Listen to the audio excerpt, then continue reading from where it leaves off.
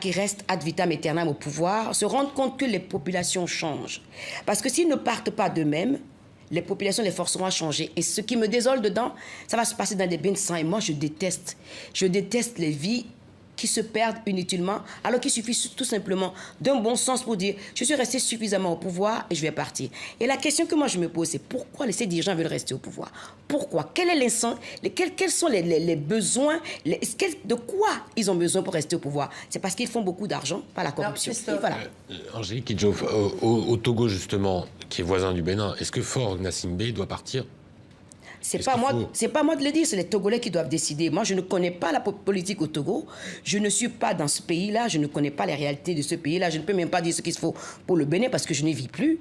Mais c'est les populations qui doivent demander. C'est les populations qui le demandent aujourd'hui. Donc, quand on est dirigeant d'un pays, il faut répondre au peuple.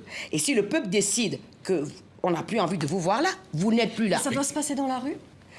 Où est-ce que vous voulez qu'ils partent? Ils vont aller parler au président, ça ne va rien changer. Si les gens ne sont pas dans la rue à dire on veut une démocratie beaucoup plus claire, personne ne les écoute. Est-ce que, Angélique Kidjo, vous avez l'impression que se mettent en place des sortes de dynasties en ce moment en Afrique? Il n'y a pas qu'en Afrique, dans le monde arabe aussi, mais vous avez au Gabon père-fils, au Togo père et fils, et je n'ai pas forcément tout le monde tous les pays en tête. Donc est-ce que vous avez l'impression que la démocratie en fait est dévoyée pour devenir une sorte de monarchie républicaine, quoi? Oui, mais ces monarchies dont vous parlez, qui c'est qui les a mis au pouvoir au départ?